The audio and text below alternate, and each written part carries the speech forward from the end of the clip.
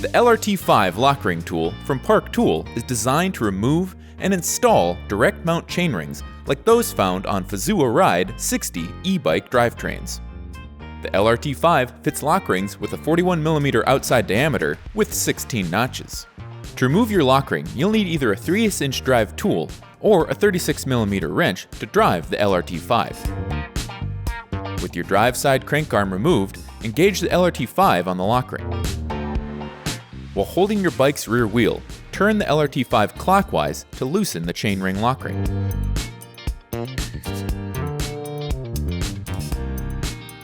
To reinstall lock rings with the LRT-5, firmly hold the non-drive side crank arm and use the LRT-5 to thread your lock ring counterclockwise onto your bike.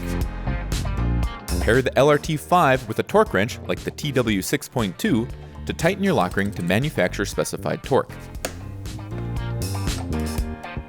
A retaining system, like the Park Tool BBT RS, can aid in tool engagement.